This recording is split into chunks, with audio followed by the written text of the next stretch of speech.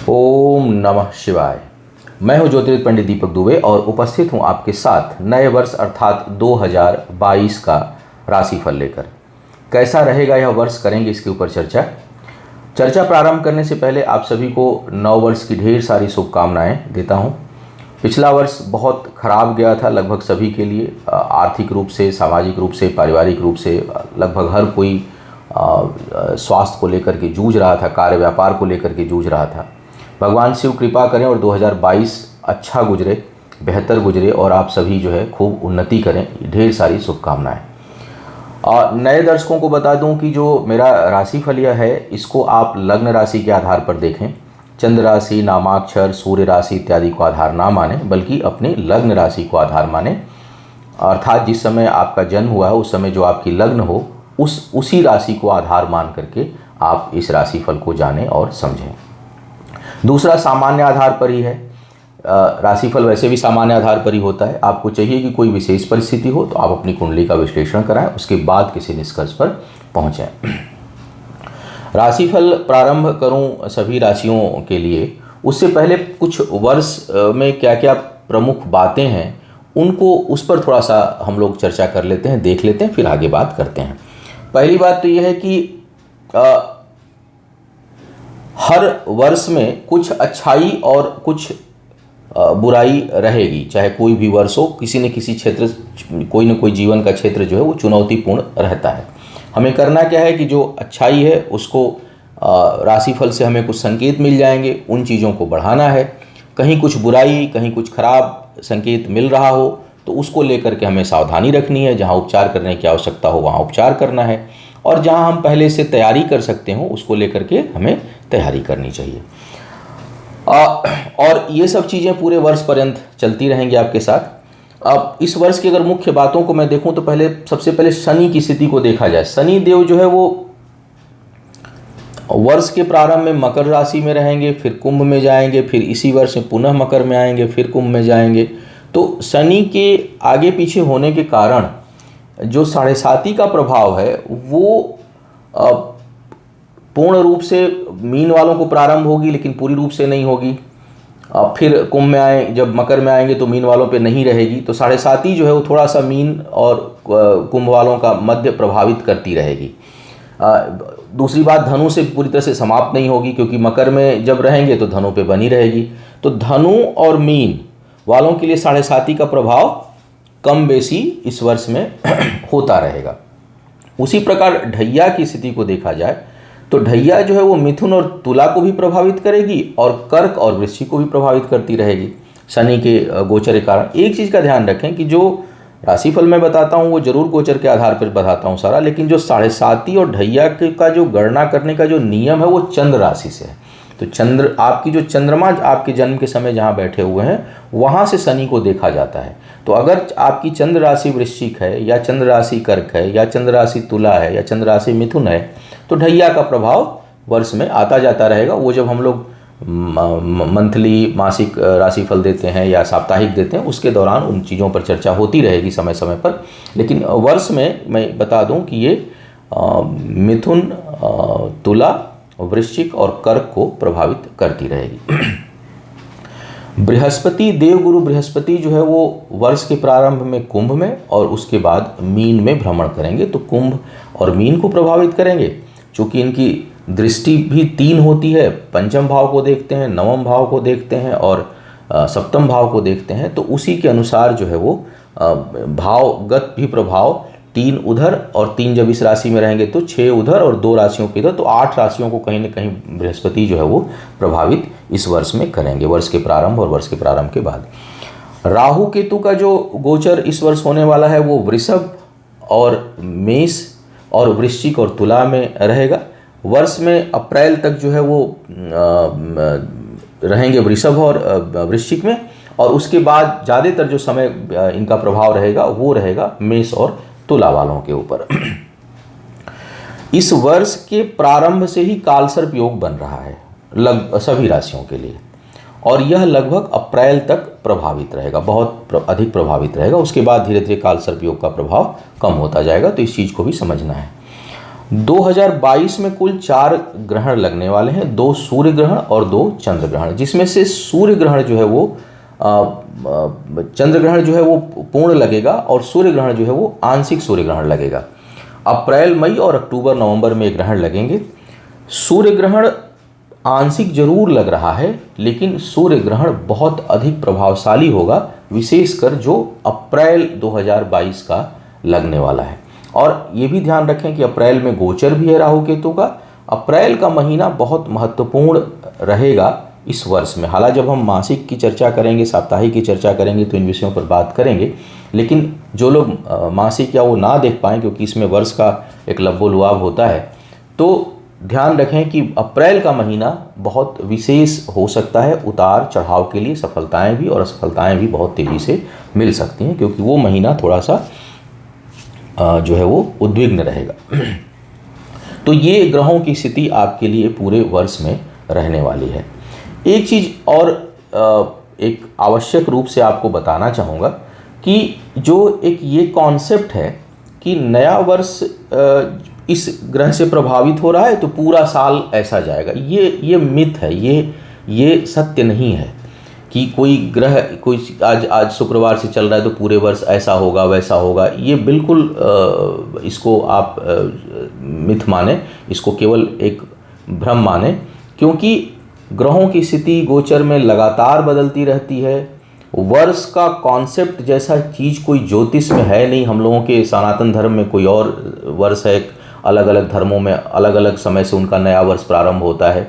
ये चूँकि हम लोग एक पूरे साल की बात करते हैं, उत्साह से मनाते हैं, तो एक लमसम देखते हैं कि इस दौरान ग्रहों की स्थितियाँ क्या रहने वाली हैं और किन चीज़ों की अधिकता रहेगी, किस चीज़ की कमी संभावित है, किस प्रकार का उत्थान पतन शुभ अशुभ प्रभाव एक जनवरी से लेकर दिसंबर तक रहने वाला है। लेकिन कोई ये दिन, जैसे मान लीजिए शुक्र वक्री रहेंगे 1 तारीख को, तो अब ये कहना है कि शुक्र वक्री रहेंगे इसलिए पूरा साल ऐसा जाएगा, ये गलत है। राहु वृषभ में रहेंगे, चूंकि वर्ष के प्रारंभ में रह रहे हैं इसलिए राहु का पूरा साल में प्रभाव ऐसा रहेगा, ये गलत है। क्योंकि किसी भी ग्रह का प्रभाव आपके ऊपर, आपकी कुंडली में ग्रहों की स्थिति, गोचर में वर्तमान में ग्रहों की स्थिति, जन्म के समय ग्रहों की स्थिति, दशा, अंतर्दशा और प्रत्यंतर दशा पर निर्भर करता है, न कि साल पर निर्भर करता है। तो इन चीज़ों पे मुझे लगा कि मैं प्रकाश डालूं। बहुत से दर्शक इसको देखते हैं, समझते हैं, तो इन बातों को आप समझ करके किसी तरह से ये बहुत भयभीत या बहुत प्रसन्न होने की आवश्यकता नहीं है। ज्योतिष को एक संकेत के रूप में आपको लेना चाहिए। तो यह बेसिक चीज़ें मुझे लगा कि मैं इस पर जानकारी आपको दूं।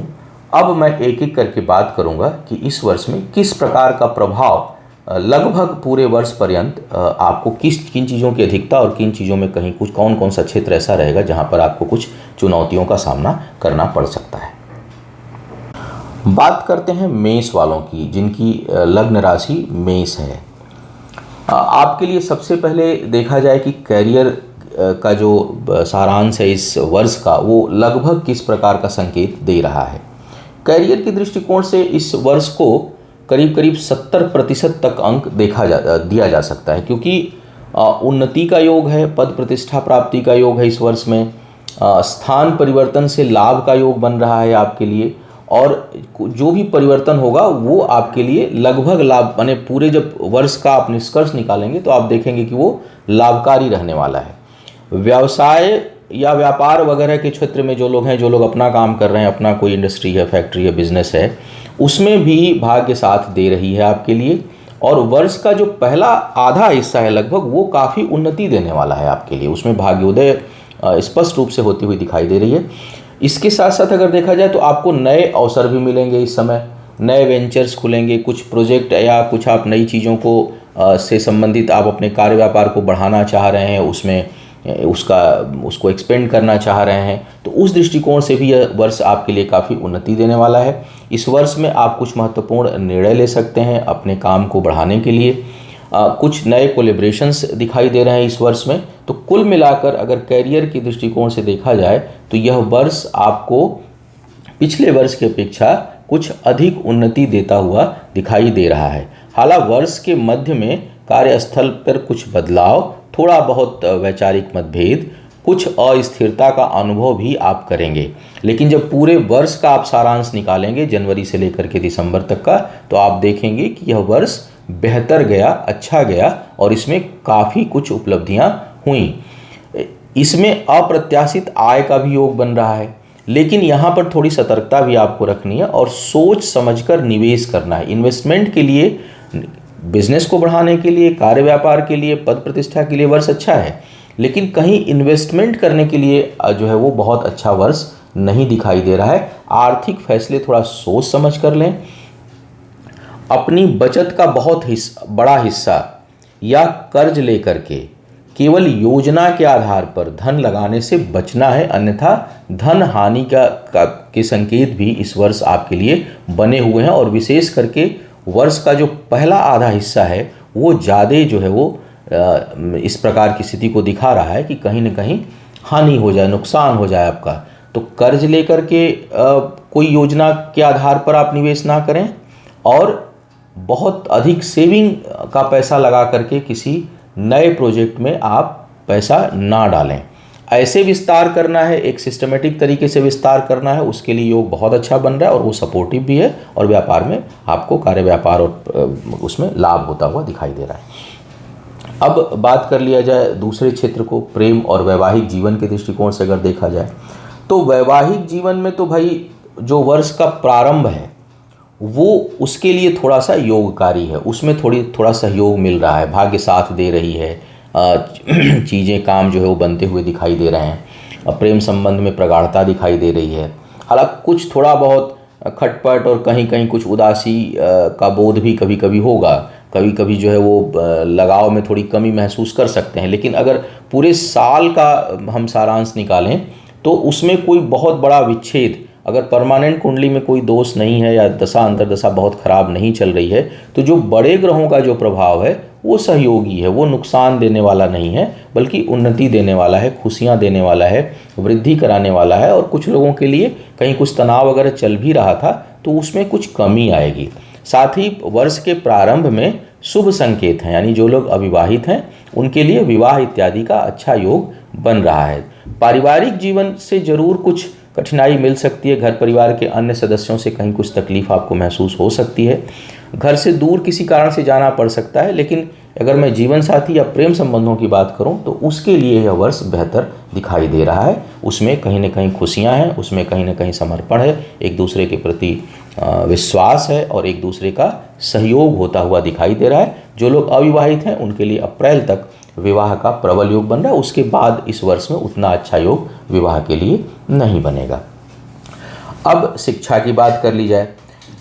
शिक्षा के मामले में भी वर्ष के पहले हिस्से में अप्रैल तक तो बहुत अच्छा समय है आपके लिए, बहुत अच्छी उन्नति आप करेंगे और कुछ बड़ी उपलब्धियां हासिल हो सकती हैं, जैसा आपका क्षेत्र हो शिक्षा के लिए प्रतियोगिता में जिसमें भाग ले रहे हैं। अप्रैल से लेकर के करीब जुलाई तक का जो महीना होगा आपके लिए वो पुनः कुछ नकारात्मक दिखाई दे रहा है, उसमें बहुत अच्छे परिणाम नहीं आएंगे आपकी इच्छा के अनुसार। उस दौरान अगर आपको कुछ करना है तो आपको तैयारी अधिक करनी पड़ेगी, वो बाधाओं का समय हो सकता है।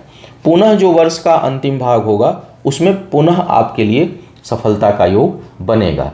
वर्ष का जो बिल्कुल प्रारंभिक हिस्सा है, जनवरी फरवरी का महीना, यह विशेष योग्यता देने वाला है, निर्णय के बल पर भाग्योदय होने वाला है और आप अपनी सोच से समझ से किसी ऐसी संस्था को ज्वाइन कर सकते हैं, कहीं ऐसी जगह पे जा सकते हैं जो आपके लिए आपके भाग्य में वृद्धि करे। तो कुल मिलाकर के वर्ष का पहला हिस्सा शिक्षा प्रतियोगिता के लिए सर्वोत्तम, मध्य का हिस्सा कठिनाई उत्पन्न करने वाला और जो अंतिम भाग है वो सामान्य रहने का संकेत दे रहा है। स्वास्थ्य की बात किया जाए, स्वास्थ्य को लेकर के वर्ष के प्रारंभ में हृदय रोगी उनको कठिनाई हो सकती है, जिनको नर्वस सिस्टम की प्रॉब्लम है उनको कठिनाई हो सकती है, आर्थराइटिस हड्डियों से संबंधित जिनको रोग है उनको काफ़ी अधिक परेशानियों का सामना करना पड़ सकता है। प्रारंभ में चोट चपेट सर्जरी का योग भी बन रहा है बहुत से लोगों के लिए। इसके साथ साथ माँ के सेहत का ध्यान आपको रखना है क्योंकि वहाँ पर भी कुछ न कुछ कठिनाई नज़र आ रही है। अगर व्यक्तिगत रूप से मैं बात करूँ तो आपके खुद के लिए अगर आपको कहीं बैकबोन, कमर इत्यादि में दर्द है आर्थराइटिस वगैरह के आप प्रोन हैं, गैस्ट्रिक वगैरह की प्रॉब्लम बहुत ज़्यादा होती है, तो आपको बहुत सावधान रहना है इस पूरे वर्ष पर्यंत, चाहे वो पहला हिस्सा हो, मध्य का हिस्सा हो या बाद का हिस्सा हो। हृदय रोगियों को बहुत सावधानी रखनी है, अपना विशेष ख्याल रखिएगा। और पहले से ख्याल कहते हैं कि सावधानी जो है 100 उपचार से बेहतर होती है। तो खान पान तनाव नहीं लेना है, अपने रूटीन को आप जो है फिक्स करिए। और इसके साथ साथ मैं देख रहा हूँ कि नर्वस सिस्टम से संबंधित भी बहुत से लोगों को परेशानियाँ इस वर्ष के प्रारंभ में हो सकती हैं। मध्य के बाद भी अनिद्रा वगैरह की समस्या परेशान कर सकती है, मन बेचैन रह सकता है, और कई लोग एंग्जाइटी जैसी समस्या से, वैसे तो समय ही ऐसा चल रहा है कि मानसिक तनाव सभी का बढ़ा रहता है, लेकिन मेष वालों को एंग्जाइटी, अनिद्रा, स्ट्रेस, इन सब चीज़ों से संबंधित उत्तेजना, तनाव, इन सब चीज़ों से संबंधित जो है, और इसी से जुड़ा है आपका नर्वस सिस्टम से संबंधित समस्या, तो इन चीज़ों से आपको पर किसी न किसी प्रकार से अपने को बाहर रखना है और तनाव से बचना है। अन्य बातों की ओर अगर मैं देखूं इन चीज़ों के अलावा, तो एक तो अगर ज़मीन जायदाद खरीदना चाह रहे हैं, वाहन इत्यादि खरीदना चाह रहे हैं, तो चूँकि साल का बता रहा हूँ, इसलिए जब बृहस्पति मीन राशि में जाएं और शनि जब कुंभ में हों तब आप करिएगा। उसका टाइम देख लीजिएगा, वो लगभग वो अप्रैल, मई, जून, जुलाई का मेरे ख्याल से लगभग समय होगा। और बृहस्पति तो अप्रैल के बाद पूरे समय जो है वो रहेंगे मीन राशि में, लेकिन अगर वक्री जब हों तो उस दौरान नहीं देखना है उस भाव को। तो जब बृहस्पति मीन राशि में हो उस समय ज़मीन जायदाद, वाहन इत्यादि में आप निवेश करते हैं, खरीदते हैं, तो उसमें शुभता रहेगी। शनि देव की जब तक दृष्टि पड़ रही है उसको अवॉइड करें, खर्च ना करें। और जैसा मैंने कहा कि शुरू में तो बिल्कुल ही समय ठीक नहीं है, क्योंकि राहु भी दूसरे भाव में है, तो थोड़ा निवेश से स्टार्टिंग में बचिए, बाद में आप कर सकते हैं। दूसरा,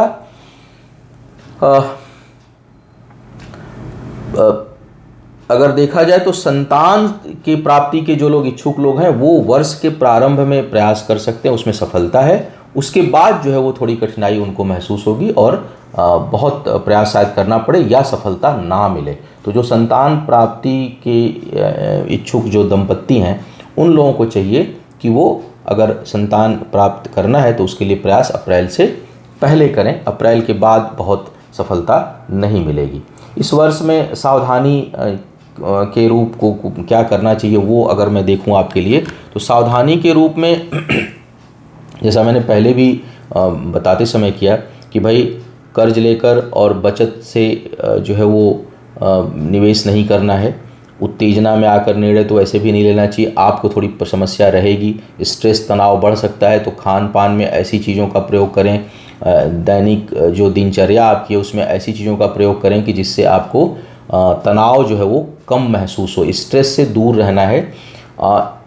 और मेडिटेशन थोड़ा सा करिए, पानी अधिक पीजिए। बुध और चंद्रमा इनका प्रभाव बढ़े इसके लिए आपको प्रयास करना है। तो अगर अभी तो कोरोना काल चल रहा है, हर जगह ओपन हो या ना हो, मैं पूरे साल की बात कर रहा हूँ, कोशिश करिए बहते पानी के पास थोड़ा समय दीजिए। स्विमिंग कर सकते हैं तो स्विमिंग करिए, इंटरटेन करिए, अपना एनर्जी लेवल बढ़ाए रखिए। Aggressive exercise, aggressive music, aggressive जगहों पर ना जाएं। जो लोग कई लोग मैं देखता हूँ कि शाम में वीकेंड में पब, डिस्कोथेक जाते हैं, तो मेष लग्न की कुंडली है तो थोड़ा सा अवॉइड करिए, बल्कि उससे बेहतर हो। हालांकि मैं बुरा नहीं मानता किसी भी चीज़ को, हर चीज़ एक सापेक्षता के सिद्धांत पर चलती है, बहुत जगहों पर लोगों को अच्छा लगता है, बहुत लोगों को, लेकिन एक रेमेडी के रूप में बता रहा हूँ कि इस तरह की एनर्जी को, कि आपका जो खुद का माइंडसेट है वो थोड़ा स्ट्रेस्ड रहेगा, तो आप ऐसी जगहों पे जाएंगे जो आपके विचारों को और उद्विग्न कर दे, तो उसका जो प्रभाव है वो ठीक नहीं आएगा, उससे आपका काम प्रभावित होगा, आपके परफॉर्मेंस पे, आपके कैरियर पर उससे जो है वो नकारात्मक प्रभाव पड़ेगा। और साथ ही साथ चूँकि राहु केतु का जो प्रभाव है वो दूसरे भाव और फिर लग्न पर रहने वाला है। शनि भी अप्रैल मई के बाद कुछ समय तक नीच राशि से आपके लग्न को देखेंगे, पंचम को देखेंगे। तो भगवान शिव और गणेश की नियमित आराधना आप करते रहें, तनाव मुक्त रहें और अपनी सोच को अच्छा रखें, व्यसन से दूर रहें, क्रोध पर नियंत्रण रखने का प्रयास करें, तो यह वर्ष और बेहतर परिणाम आपको दे सकता है। तो यह था 2022 का राशिफल सारांश स्वरूप। पूरे वर्ष पर्यंत मुलाकातें आप लोगों से होती रहेंगी, साप्ताहिक और मासिक राशिफल या गोचर इत्यादि अलग अलग विषयों पर समय समय पर। आपका आने वाला समय शुभ हो और भगवान शिव की कृपा बनी रहे, ताकि सुख और दुख समान भाव से आप उसको ले सकें और आगे बढ़ते रहें। घर परिवार में खुशियां हों और यह जो वर्ष है यह खूब ढेर सारी उन्नति देने वाला हो। इन्हीं शुभकामनाओं के साथ आपसे विदा लूँगा।